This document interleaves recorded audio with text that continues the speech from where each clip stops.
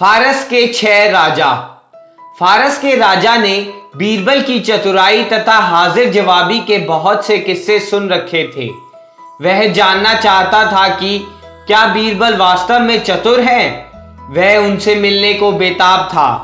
अतः राजा ने अपने संदेश वाहक के हाथों बीरबल को संदेश भिजवाया कि वे फारस में पधारने का कष्ट करें। बीरबल फारस देश पहुंचे। जब वे दरबार में गए तो उन्होंने देखा कि 6 सिंहासनों पर 6 राजा बैठे हैं और सभी राजा दिखने में एक से हैं। यह देखकर बीरबल हैरान रह गए। वे समझ गए कि राजा ने उनकी परीक्षा लेने के लिए ऐसा किया है। उन्होंने तत्काल असली राजा के सामने सिर झुका दिया। राजा आश्चर्य से बोला, प्रिय बीरबल, तुम्हें कैसे पता चला कि मैं ही फारस का असली राजा हूं? बीरबल ने उत्तर दिया, महाराज, आपके 5 हमशक्ल आपकी ओर देख रहे थे, जैसे आपके निर्देशों का इंतजार कर रहे हों।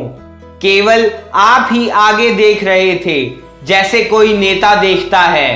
एक राजा ही आत्मविश्वास के साथ आगे देखता है, जबकि राजा की प्रजा उसके निर्देश पाने के लिए उसका मुंह देखा करती है। फारस के राजा ने भी मान लिया कि चतुराई और हाजिर जवाबी में बीरबल का कोई मुकाबला नहीं है।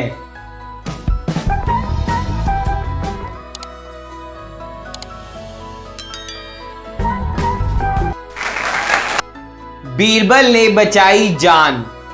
अकबर एक दयालु और स्नेही राजा थे, लेकिन उन्हें गुस्सा बहुत जल्दी आता था।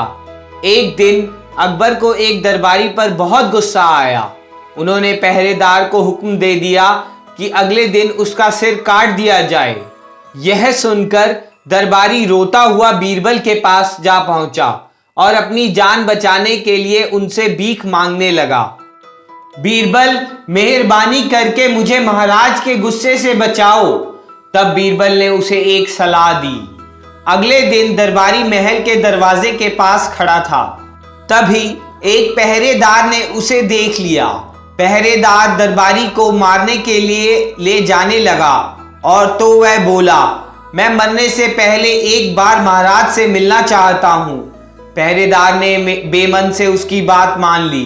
दरबारी को देखकर अकबर ने पहरेदार से कहा, मैंने कहा था ना कि इसकी गर्दन काट दो, फिर तुम इसे यहां क्यों लाए हो?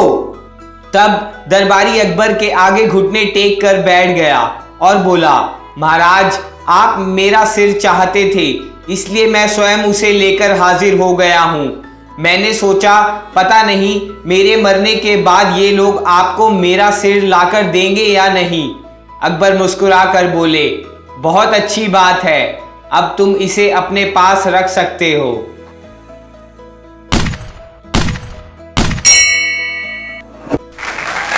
बीरबल और जादुई गधा। एक बार अकबर का एक दरबारी दौड़ता हुआ दरबार में आया और बोला, महाराज, कल मेरे घर में चोरी हो गई।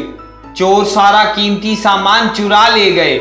अकबर ने कहा, ऐसा कैसे हो सकता है? तुम तो बहुत सुरक्षित स्थान पर रहते हो। तुम्हारे घर के आसपास तो सारे दरबारी ही रहते हैं। चोर बाहर से नहीं आया होगा। फिर अकबर ने बीरबल को बुलाकर कहा, हमारे दरबारियों में से ही कोई अपराधी है। बीरबल ने कहा, महाराज, मैं अपराधी को बहुत जल्दी आपके सामने पेश कर दूंगा। फिर बीरबल दरबार से चले गए।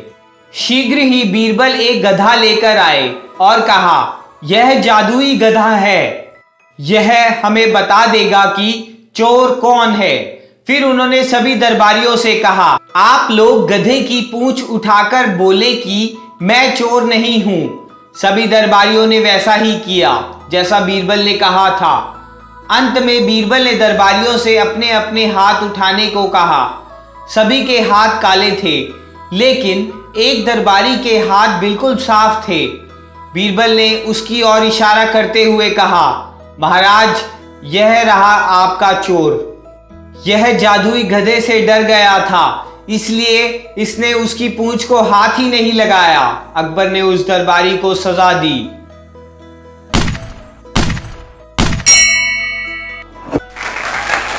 पागल हाथी। एक बार अकबर के दरबारी आपस में बात कर रहे थे कि सबसे अच्छा हथियार कौन सा होता है। सभी दरबारियों ने अलग अलग नाम गिनाए, लेकिन बीरबल ने कहा, ऐसा कोई हथियार नहीं होता जिसे सबसे बेहतर कहा जा सके।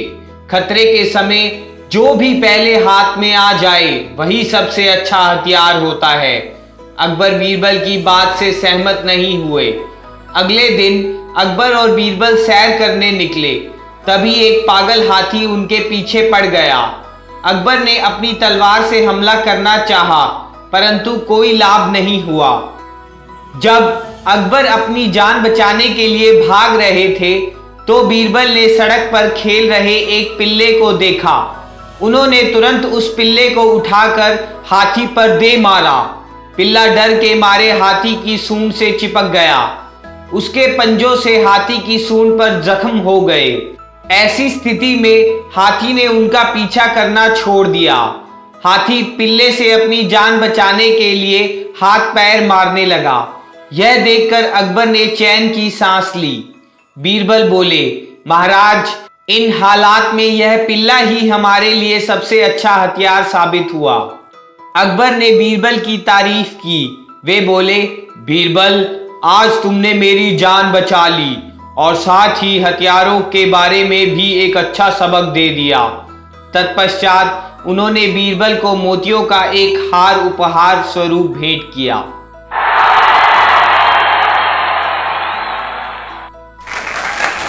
सूरज की उजली और सफेद रोशनी। एक दिन अकबर ने अपने दरबारियों से पूछा, ऐसा क्या है जो सबसे सफेद और उजला है? सभी दरबारी आपस में बातचीत करने लगे कि वह क्या हो सकता है।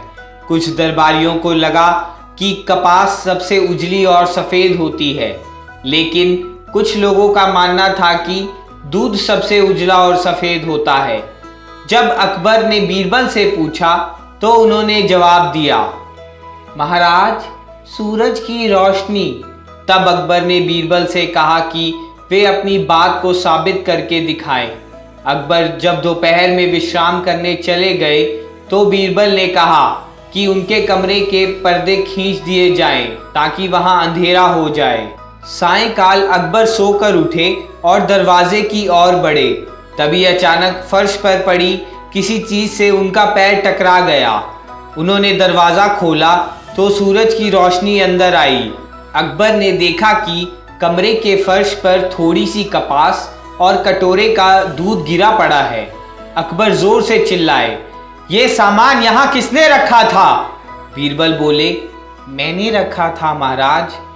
अगर दूध और कपास ही सबसे सफेद होते तो आप उन्हें अंधेरे में भी देख सकते थे, लेकिन आप उन्हें सूरज की रोशनी में ही देख सके। इससे यह साबित होता है कि सूरज की रोशनी ही सबसे उजली और सफेद होती है। तब अकबर बीरबल की बुद्धिमत्ता की प्रशंसा किए बिना ना रह सके। बीरबल को देश निकाला। एक दिन दरबार लगा हुआ था, तभी अकबर की प्रिय रानी ने संदेश भेजा कि वे उनसे मिलना चाहती हैं, लेकिन अकबर चाहते थे कि वे अपना ज़रूरी काम निपटाकर ही उनसे मिलने जाएं। लेकिन शीघ्र ही महाराज को बुलाने के लिए रानी का दूसरा संदेशा आ गया। जब अकबर उठकर जाने लगे तो उन्होंने देखा कि बीरबल मुस्कुरा रहे थे। वे क्रोधित होकर बोले, बीरबल, चले जाओ यहां से। आज के बाद कभी मेरी धरती पर कदम मत रखना।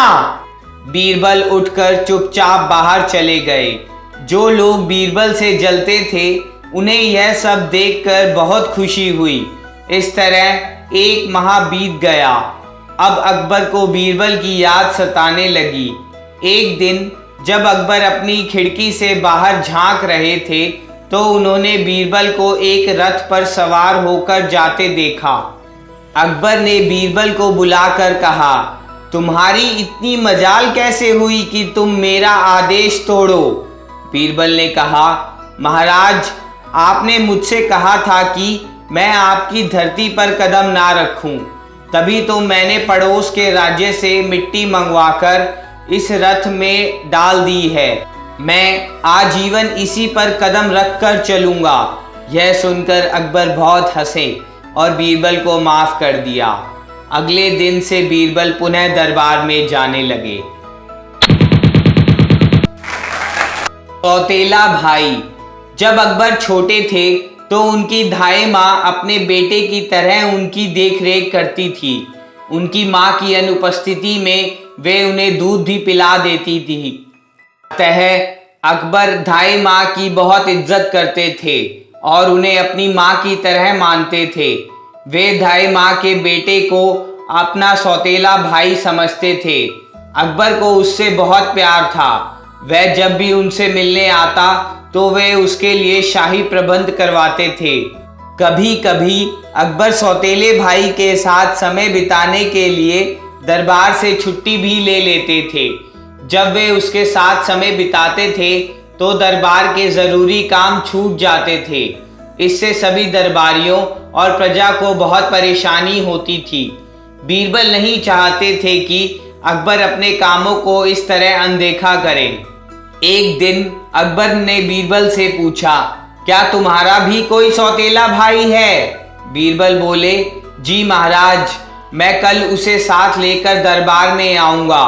बीरबल बहुत दिनों से अकबर को उनकी भूल का एहसास दिलाने का अवसर खोज रहे थे और आज उन्हें वह मौका मिल ही गया।